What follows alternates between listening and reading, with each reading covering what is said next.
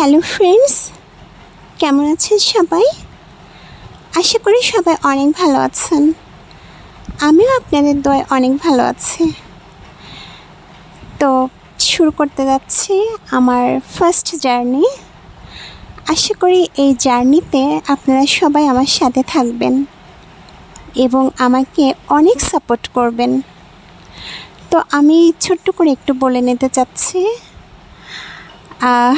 আজ থেকে শুরু করতে যাচ্ছি আমার ফার্স্ট জার্নি, আমার আপনাদের সাথে শুভযাত্রা। আমার এই জার্নিতে বা আমার এই যাত্রাতে আপনারা আমার সাথে সঙ্গী হবেন। আমার এই ছোট্ট চ্যানেলটি আপনাদের সবার উপকারে নিয়োজিত করতে চাচ্ছে। আমার চ্যানেলটি হচ্ছে আনিশা এডুকেশন ফেয়ার। তো এই এডুকেশন ফেয়ার থেকে যা যা দেখানো হবে, আমি আশা করি কম বেশি যেটুকুই হোক আপনাদের কাজে লাগবে ইনশাল্লাহ। তো চেষ্টা করব আমি সব কিছু সহজ এবং প্রাঞ্জলভাবে সহজ ভাষায় শেখানোর জন্য। প্রতিটি ভাষার একটা বেস থাকে, তো ইংলিশ ভাষার একটা বেস আছে বা ভিত্তি আছে, আর সেটা হচ্ছে টেন্স। টেন্স দিয়ে শুরু করব। আস্তে আস্তে যা যা আছে মোটামুটি ইংলিশ শেখার জন্য যা যা লাগে পর্যায়ক্রমে সবই শেখানোর চেষ্টা করব। তো আমি আশা করি সবাই ধৈর্য নিয়ে মনোযোগ সহকারে আমার পাশে থাকবেন এবং যেটুকুই শেখানোর চেষ্টা করব বা আমার এই ক্ষুদ্র জ্ঞানে যেটুকুই আপনাদের সাথে শেয়ার করব, সেগুলো আশা করি আপনাদের অবশ্যই ভালো লাগবে এবং সহজভাবেই আমার মনে হয় যে সহজভাবে আপনারা সেখান থেকে কিছু নিতে পারবেন বা শিখতে পারবেন। আমি একসাথে অনেক কিছু শেখাবো না, স্টেপ বাই স্টেপ অল্প অল্প করে। অনেকে আছে যে আধা ঘন্টা 40 মিনিট এরকম করে বা 1 ঘন্টাও অনেকের ক্লাস আমি দেখেছি। তো এভাবে না, অল্প অল্প করে আমি আপনাদের সাথে শেয়ার করব যেন আপনারা সেগুলো নিতে পারেন এবং সেগুলো প্র্যাকটিস করতে পারেন এবং নতুন করে আবার নতুন কিছু পাওয়ার একটা আগ্রহ থাকে। একসাথে লং টাইম লেন্দি একটা ক্লাস হলে হয় কি, দেখা যায় যে পরবর্তীতে আবার আরেকটা ক্লাস করার জন্য ভালো লাগে না, যে লং টাইম ধরে। আর আমি যেটা বেসিক্যালি ফিল করি যে অল্প একটু নিয়ে সেটা বারবার প্র্যাকটিস করা দেখা, এটা মেমোরিতে খুব ভালোভাবে অ্যাটাচ হয়।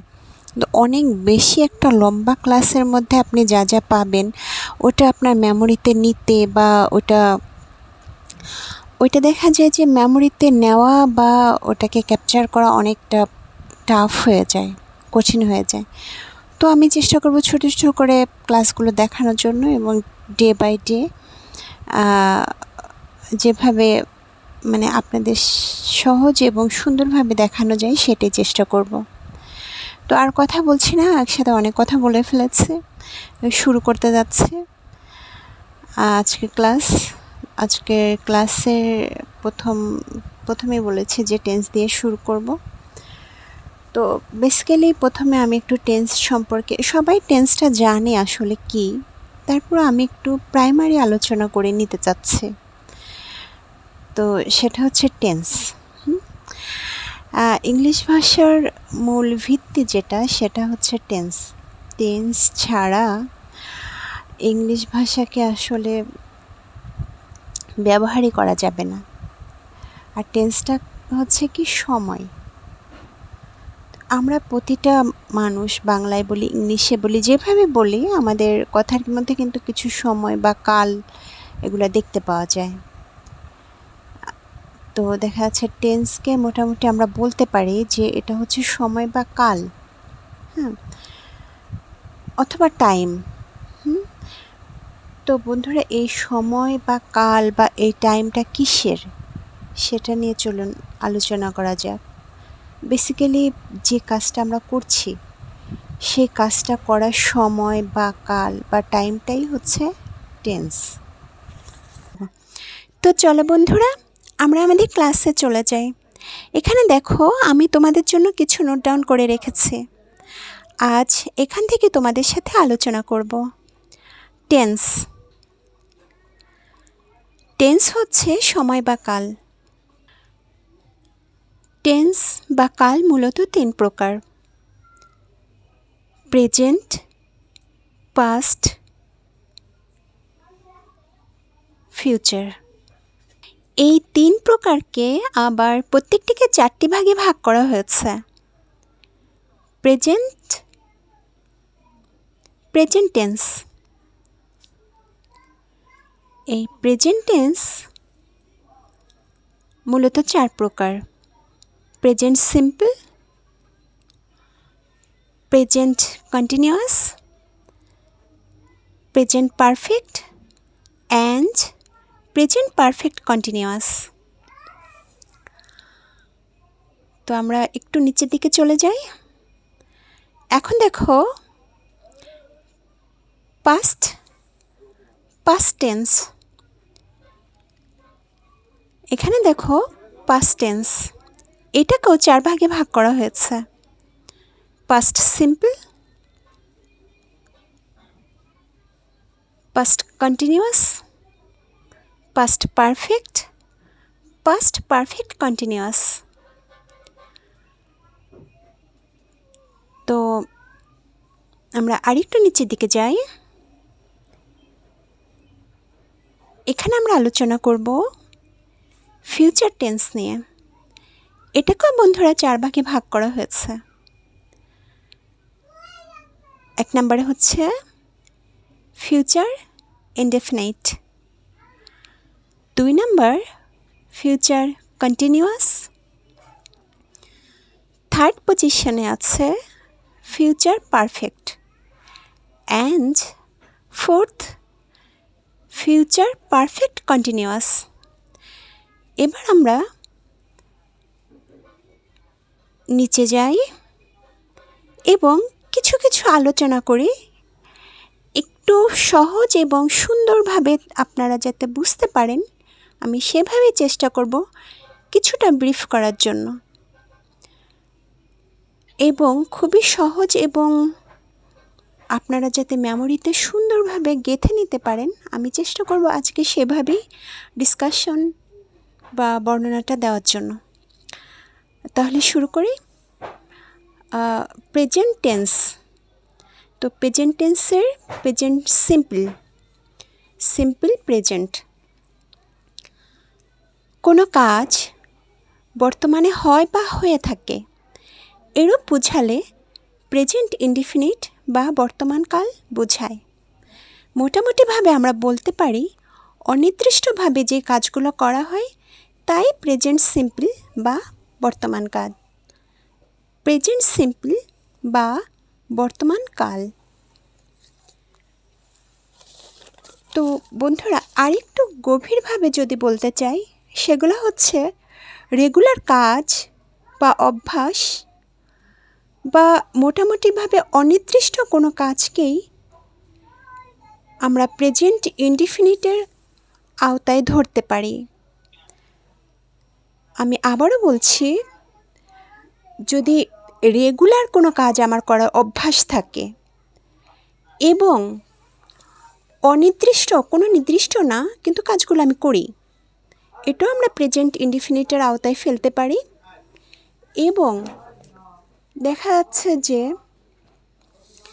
চিরন্তন সত্য, যেটা হবেই, প্রাকৃতিক থেকে নির্ধারিত বা প্রাকৃতিকভাবে এটা হয়ে আসছে, এরকম কথাবার্তা বা টেন্সগুলো আমরা প্রেজেন্ট ইনডিফিনিটের পর্যায়ে রেখে দিই এবং প্রেজেন্ট ইনডিফিনিট দিয়েই আমরা সেগুলো মূল্যায়ন করি, অর্থাৎ বিবেচনা করি।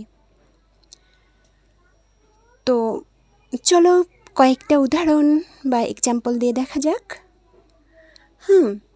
এখানে কয়েকটা এক্সাম্পল রেখেছি।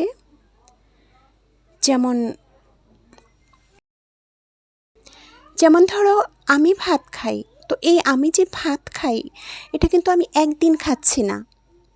হ্যাঁ, আমি রেগুলার হচ্ছে ভাত খাই। হ্যাঁ, যেমন বিষয়টা এরকম যে আমি রেগুলার ভাত না খেলে আমার চলেই না। ভাত খাই আমি রেগুলার। এটা একটা সিম্পল কথা। তো এটা প্রেজেন্ট ইনডিফিনিট টেন্স। আবার দেখা যাচ্ছে যে সে বাজারে যায়। আমি কিন্তু এখানে বলি নাই সে এখন বাজারে যাচ্ছে বা গতকাল বাজারে গিয়েছিল বা সে কিছুক্ষণ পরে বাজারে যাবে, এরকম না। সে বাজারে যায়, এখানে কোনো নির্দিষ্ট কোনো টাইম টেবিলও নেই, কিছুই নেই। সে জাস্ট যায়, একটা অনির্দিষ্ট কথা। তো সে কারণে এটা প্রেজেন্ট ইনডিফিনিট টেন্সের আওতায় পড়েছে। আবার সে যায়, এখানেও কিন্তু আমি বলিনি যে সে কখন যায়, জাস্ট কাজটাকে বুঝিয়েছি, তাই না? তো দেখা যাচ্ছে যে এই ধরনের কথাবার্তা, হ্যাঁ, এই ধরনের কথাবার্তা কাজকর্মগুলোকে আমরা প্রেজেন্ট ইনডিফিনিটের আওতায় ফেলতে পারি, বা এগুলোই প্রেজেন্ট ইনডিফিনিট টেন্স। যেমন আরও একটু গভীরভাবে যদি বলতে চাই, হ্যাঁ, বর্তমানকালে আমরা যেগুলো করি, হ্যাঁ, এই করির আওতায় যে ইয়েগুলো পড়ে, বাক্যগুলো পড়ে বা সেন্টেন্সগুলো পড়ে, সেগুলো আমরা প্রেজেন্ট ইনডিফিনিট হিসেবে কাউন্ট করব।